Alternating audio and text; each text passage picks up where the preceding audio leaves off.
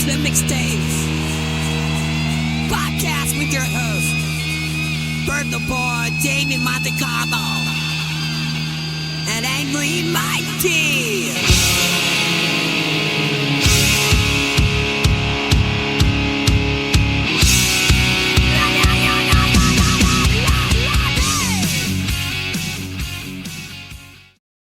Welcome back to the Mixtapes Podcast. I'm Bert Lepore. I'm here with Damian Monte Carlo and Angry Mike D. Today we're talking about the Black Crowes, A Pound of Feathers. It was just released March 13th, 2026. It's their 10th studio album. You still got that, it's blues hard rock, right? The label Silver Arrow Records, which I believe is their own label, right? I I don't think it know. might be. I mean, probably. Yeah, I think it might be. It was produced by Jay Joyce. It was recorded at Neon Cross Studios in Nashville. And this is a follow-up to their last record that came out in 2024, which was Happiness Bastards, which I remember all of us liking. Yeah. I remember we all thought that was pretty good. Now, we're going to go a little deep into this album. Now, I don't particularly think that this album it's good. I particularly think it has the big song or two that was huge. Like the last record had a couple songs that were like they're going to stay in the set songs, yeah.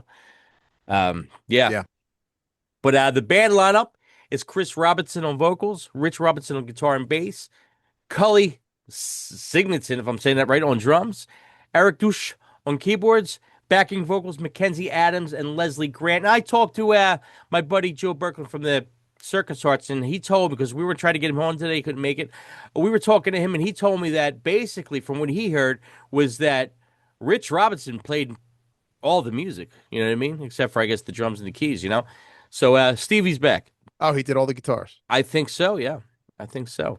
And from a couple of people that I talked that are Black Crowes fans, had some mixed emotions about the record, which overall I thought was good. Yeah, man, so you know how we do it? We each rate every track from 1 to 10. We get all our numbers. We put them together. We come out with an average, and we come up with a ranking from our least favorite song to our favorite song on the record, and we give a little bit about what we think on the songs. So, 11 tracks. Coming at number 11, Pharmacy Chronicles. What do you got, Damo? Yeah, this one was it was a cool, soulful acoustic track. Even for a slower song, I thought it was really good. I gave it a 7.75. Yeah, all right. It's pretty good. Mike D. Yeah, cool little slower song. Had some cool things going on through it. It didn't light my world on fire, but it was still good. I gave it a 7. Light my world on fire. I gave Pharmacy Chronicles a 6.75. It's a slow burner. Kind of draws you in. It's got the subtle slide guitar, some tasteful piano that accents the vocals. The vocals are always strong, so the vocal delivery is always going to be great.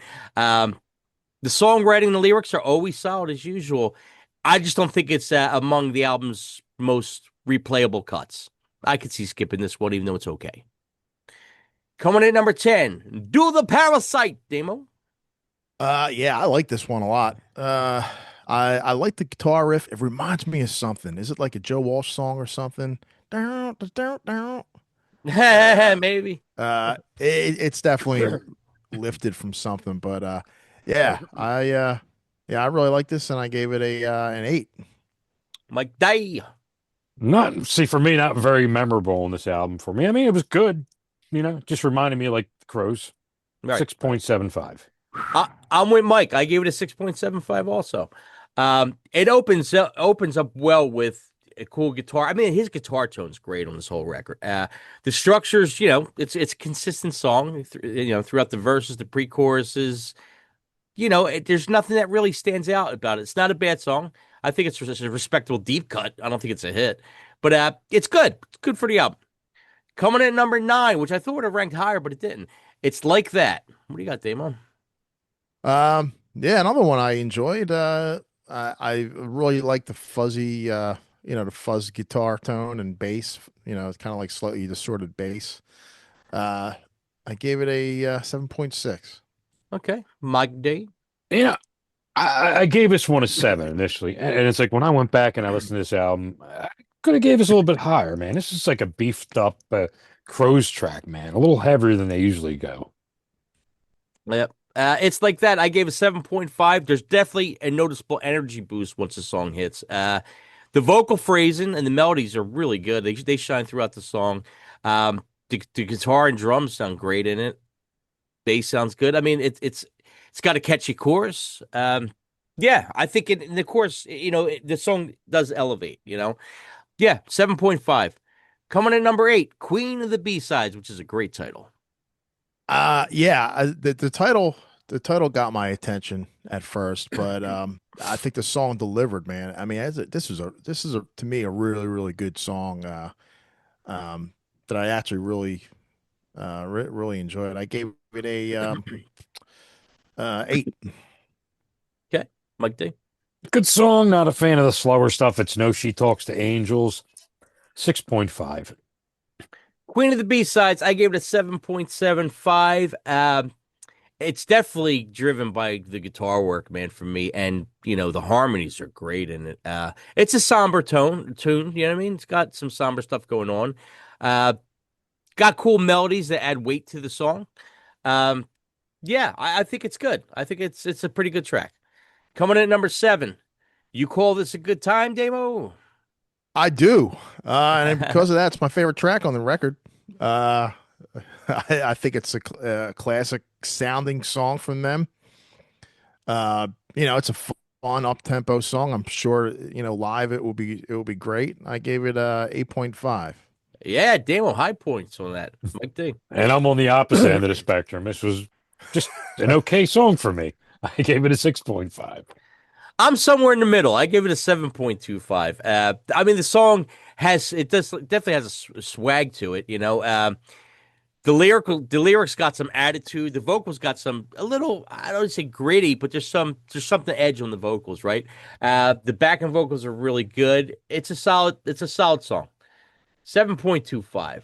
Coming in at 6, Cruel Streak. What do you got, Damo? Another one I really liked in my top three. I really, really liked the chorus. I gave it at 8.1. Okay, Mike D. Yeah, I like this one. Standard, basic Crow song for me. Gave it a 7. Yeah, Cruel Streak, I gave a 7.75. Man, it's all about that slinky, heavy groove. It's got some good groove in this one. Hmm. The arrangement's really good.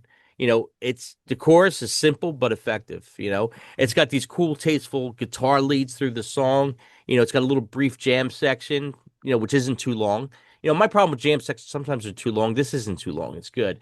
It's got strong harmonies, man, throughout. It really does. It's pretty well crafted. This song, I like this one. Coming in number 5, Blood Red Regrets. What do you got, Damo? I think this is one that has the little drum intro. I really like the drum sound. The whole record, I think, it sounds really good. It's real organic sounding. Yeah. Nothing's over layered, overproduced. I gave this one a 7.8. Okay, Mike D.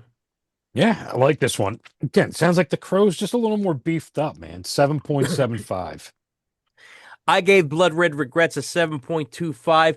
This has that opening drum pattern that if you're it's in I think it's in 4/4, but it don't sound like it's in 4/4. Hmm. It's kind of right. Does it sound a little odd even though it's not? I mean you're a Yeah. drummer so maybe it wasn't for you, but it's 4/4.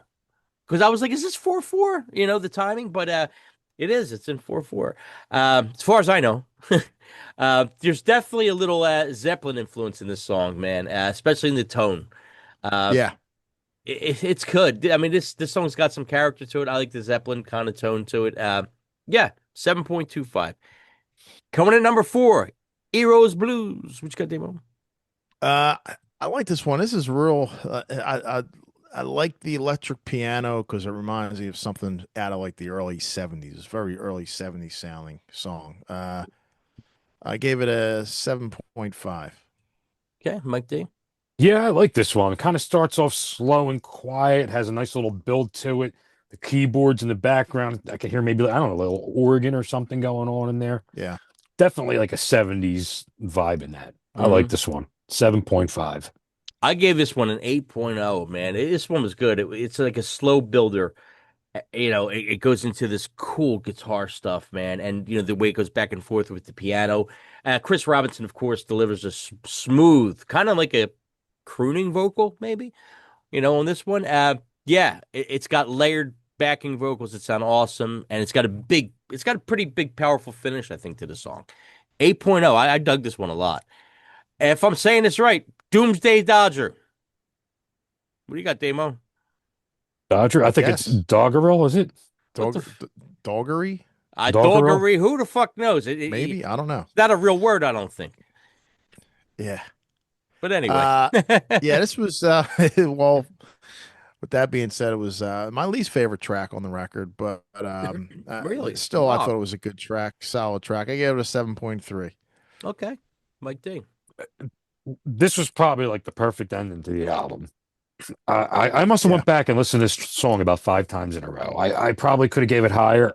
It's too new for me, but I gave this one an 8.75, man. This is just like heavy.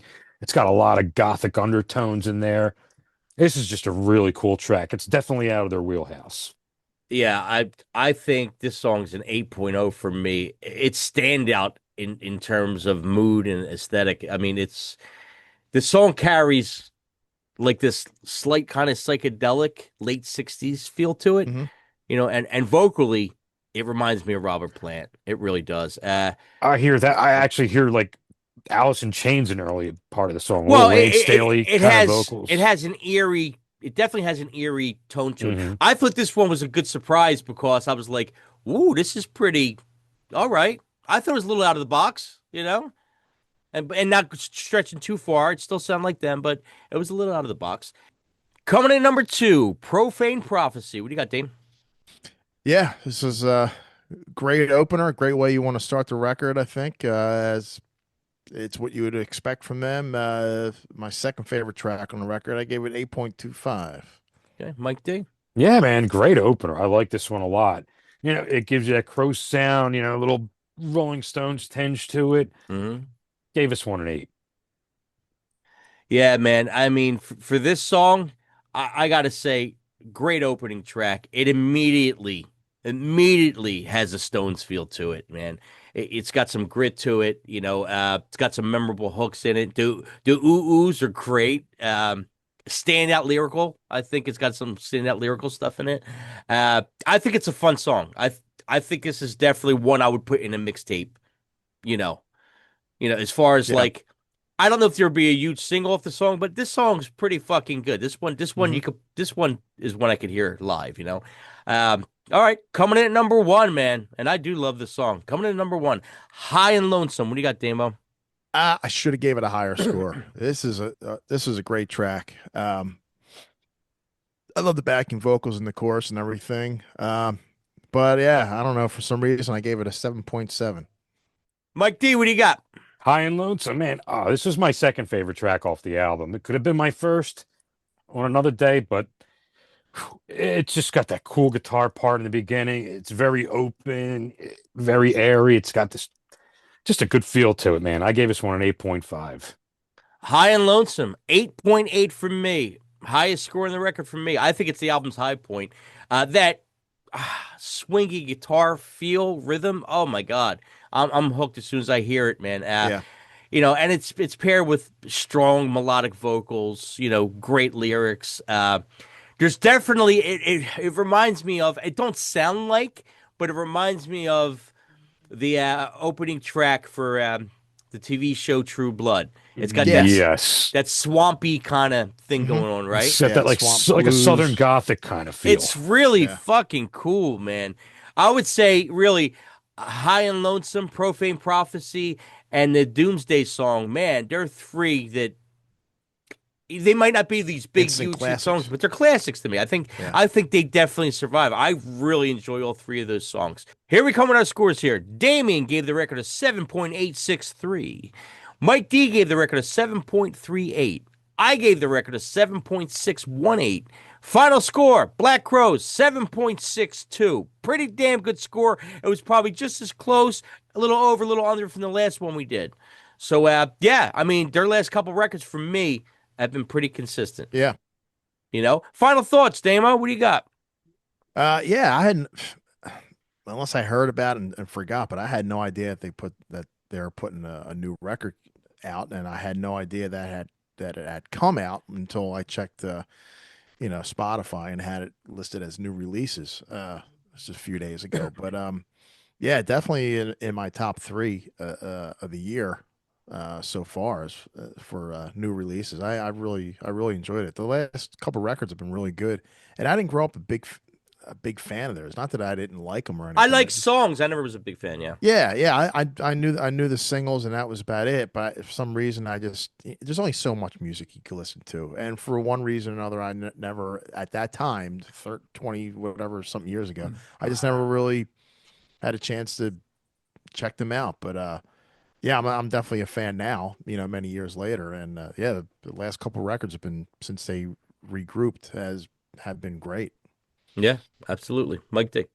Yeah, man, they're just like a band. Like I can't like I don't know how much I like them until I hear them. I'm like, wow, man, they're just really good. Yeah. And I'll go another couple years and listen to them again. I'm like, how did I not listen to them for a couple years? So I already went on Amazon and priced this up. So So that's a good that's sign. Yeah. yeah, my score is probably a little higher than I gave. Okay. Yeah.